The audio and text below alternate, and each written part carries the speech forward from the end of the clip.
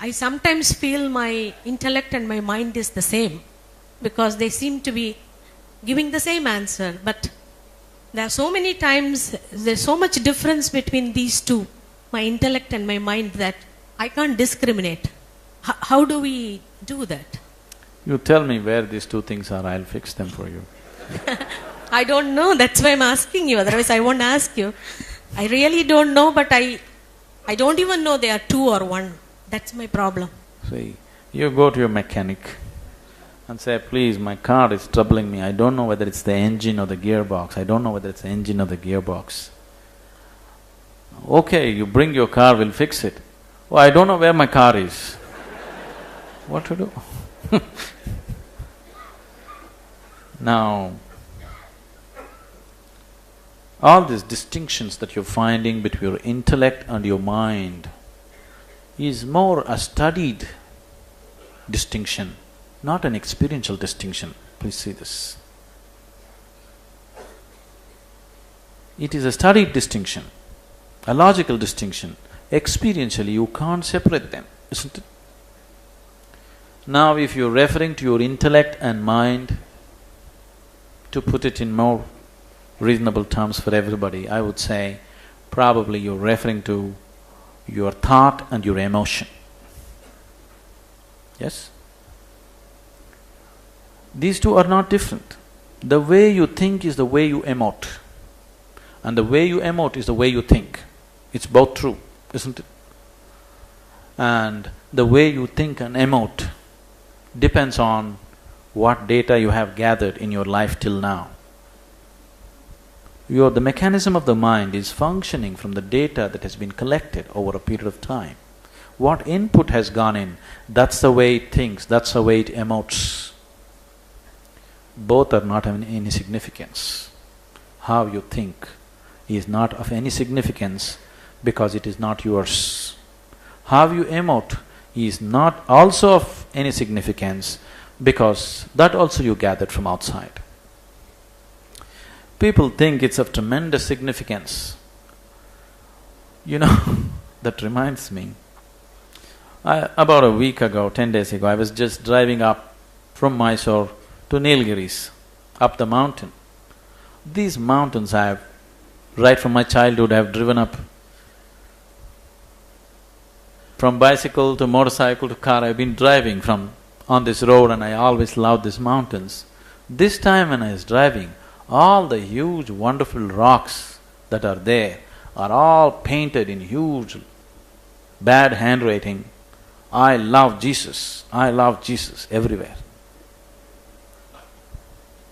I thought, who is this man who loves Jesus? It's always easy to love people that you have not met. Isn't it? We always love dead people.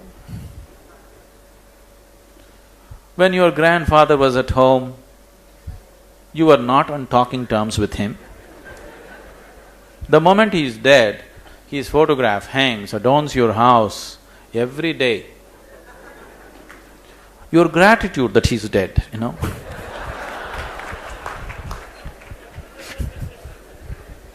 We always love the dead. From where did you get to love a man who was 2000 years ago? When you can't turn around and say hello to the man who's standing next to you, when you can't smile at the man who is walking on the street. From where did you get to love a man who is 2000 years ago? It's so easy to love him because he's not here. But this person who is next to you is here and he's so much trouble. Jesus himself never told you, you love me. He said, love thy neighbor, isn't it? Because that's the most difficult thing. To love the person who is next to you is the biggest challenge right now, isn't it? To love somebody who is not here is always very easy. So, our emotions, our minds, our thought and emotion is conditioned by these kind of things. Now, when I say, if you experience, I was just using it as an example. It is possible, that is different. But when I was talking to, I was only talking as an example. Don't believe that. But don't be a fool and disbelieve that. Now, you have great trust in modern science, isn't it? Because they have produced results for you. Science has proved beyond doubt that everything is same energy. If everything is same energy, what is it that is not allowing you to experience it that way? The only thing that is not allowing you to experience that way is your own intellect, because the very basic function of your intellect is to discriminate, is to set things apart. Only because your intellect is functioning, you are able to make out the difference between me and this chair, otherwise you wouldn't know. Only because your intellect is functioning, you know you should enter this hall through this door, not through the ventilator or through the AC vent. So, your intellect is always setting things apart. Without it, your survival is impossible. But, as you already know, your survival doesn't fulfill you. So, to use the intellect for your survival and to keep it aside when it's not needed takes some amount of control within yourself, some amount of understanding as to how this mechanism functions. Experiential understanding, not intellectual understanding.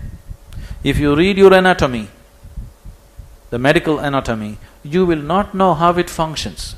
You know enough to fix the organs, do this, do that for disease, but you will not have enough understanding to handle the interiority. You need an experiential understanding. That's what yoga is offering you. We are offering it as a science. When I say we have to offer it as a science, it has to be perfectly logical, isn't it? Yes? Illogically, I cannot teach science to you, isn't it? So it is going to be perfect.